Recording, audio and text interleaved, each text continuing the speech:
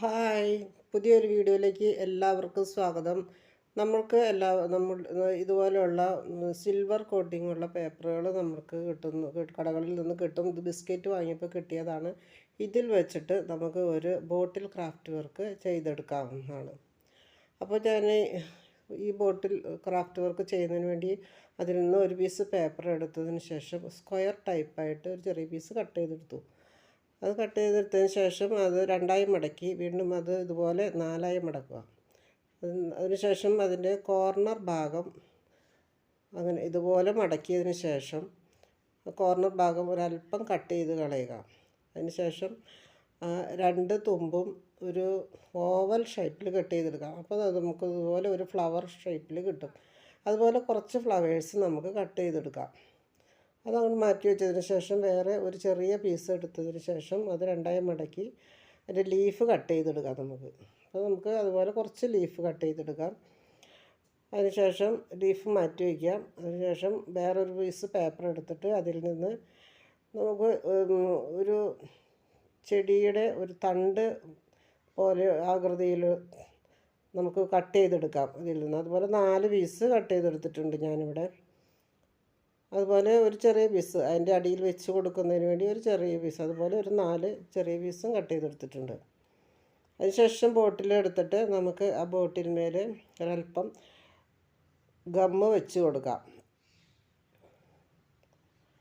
Gum വെച്ചതിന് ശേഷം അതിന്മേൽ ആ തണ്ടിൻ്റെ ഒരു പീസ് അതിൽ വെച്ച് ഒട്ടിച്ചു കൊടുക്കാം. അതിനുശേഷം ഈ പൂവ് നമുക്കിതിൽ ഒട്ടിച്ചു കൊടുക്കാം. പിന്നെ അതിൻ്റെ താഴെയായിട്ട് ഇപ്പോൾ നിങ്ങൾക്ക് കാണാം, നല്ല ഭംഗിയുള്ള ഒരു ചെടിയാണ് നമ്മളിതിൽ ഒട്ടിച്ചെടുക്കുന്നത്. അടുത്ത വേറൊരു പൂവ് ഒട്ടിക്കുന്നതിന് വേണ്ടിയുള്ള തണ്ട് നമുക്ക് 2 സൈഡിലും ഒരു തണ്ട് ഒട്ടിച്ചു കൊടുത്തിട്ടുണ്ട്. അതിന്മേൽ നമുക്ക് വെട്ടി വെച്ചിരിക്കുന്ന പൂക്കളിൽ നിന്ന് 2 സൈഡിലും നമുക്ക് ഓരോ പൂക്കൾ ഒട്ടിച്ചു കൊടുക്കാം.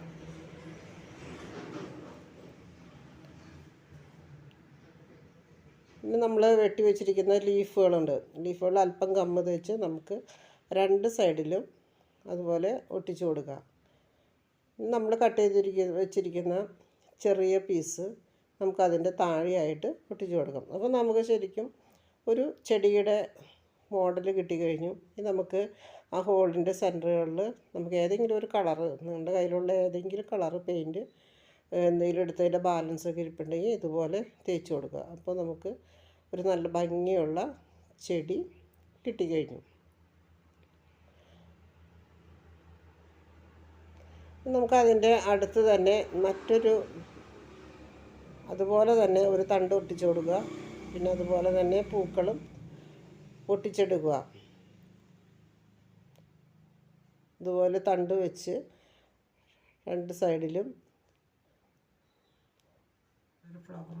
ഓരോ പൂക്കൾ വീതം നമുക്ക് ഒട്ടിച്ചു കൊടുക്കാം.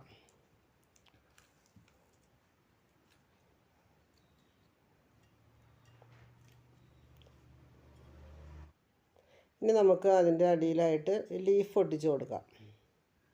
നമ്മൾ ആ 2 ലീഫുകളും ഒട്ടിച്ചു കൊടുത്തു കഴിഞ്ഞു. ഇനി നമുക്ക് അതിൻ്റെ അടിയിൽ ആ ഒരു പീസ് അവിടെ വെച്ച് കൊടുക്കാം.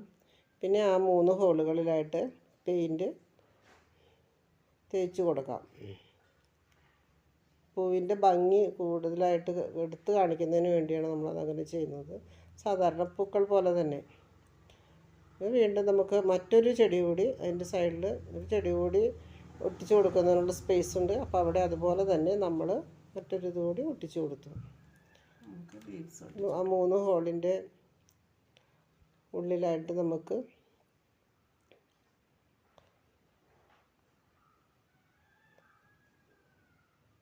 അതിലും പെയിൻറ്റ് തേച്ച് കൊടുക്കാം.